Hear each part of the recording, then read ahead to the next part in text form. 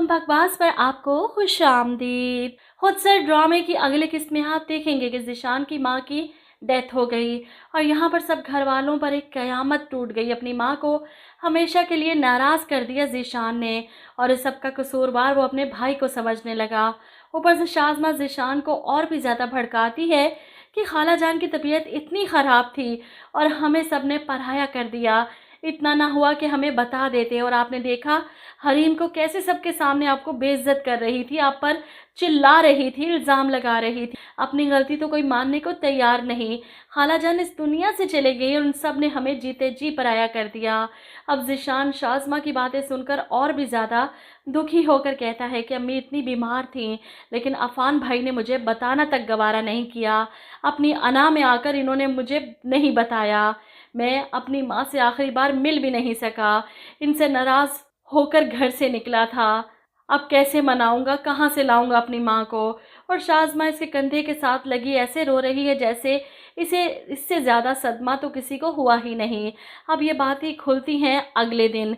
ज़ीशान अपने बड़े भाई के मुकाबले आकर खड़ा हो जाता है सवाल करने, जिस पर अफ़ान गुस्से से कहता है कि तुम्हें मैं इतना छोटा इंसान लगता हूँ कि इस मौके पर भी अपनी अना दिखाऊंगा। जिस पर ज़ीशान लड़ने के लिए आगे बढ़ता है। तो आप क्या कहना चाहते हैं कि अपनी माँ की मौत का ज़िम्मेदार मैं हूँ? वो किसी तौर पर भी इस ज़िम्मेदारी को कबूल नहीं करने वाला, क्योंकि अपनी बीवी की तरह ही खुदसर है। ऐसे में अफ़ान रोते हुए ज़ीशान से कहता है, अरे इतने फ़ोन किए मैंने तुम्हें, तुमने तो अपना फ़ोन ही बंद कर लिया था। जिसके बाद मैंने शाज़मा को इतनी कॉल्स की, एक कॉल पिक नहीं की इसने मेरी। अब शाज़मा जो अंदर से ये सारी बातें सुन रही थी, फ़ौरन बाहर आकर सबके सामने मुकर जाती है। अपनी गलती को छुपाने के लिए मुझ पर इल्ज़ाम मत दें, एक कॉल भी नहीं की आपने मुझे। ऐसे में सब इकट्ठे हो जाते हैं तमाशा देखने के लिए। शाज़मा के इस तरह साफ मुकर जाने पर अफ़ान की बर्दाश्त की हद ख़त्म हो जाती है। झूठ मत बोलो शाज़मा, वो चिल्लाता है। ऐसे में शाज़मा डर तो जाती है, लेकिन वो कॉल रिकॉर्ड डिलीट कर चुकी थी ताकि कोई इसे झूठा साबित ना कर सके। लेकिन ऐसे में हरीम आगे बढ़ती है, अब इस बात से भी मुकर जाइए कि मेरा मैसेज भी आपको रिसीव नहीं हुआ, वो तो सुना था ना आपने। शाज़मा इनकार करने की कोशिश करती है तो हरीम फ़ौरन अपने मोबाइल से व्हाट्सएप खोलकर अपना मैसेज सबको सुनाती है, जिसे सुनकर ज़ीशान भी हैरान रह जाता है।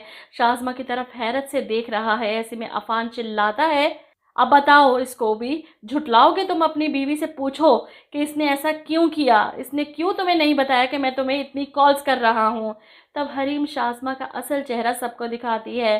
अरे ये तो इतनी पत्थर दिल है कि अम्मी की तबीयत का सुनने के बाद भी इन्होंने मुझे कोई जवाब नहीं दिया।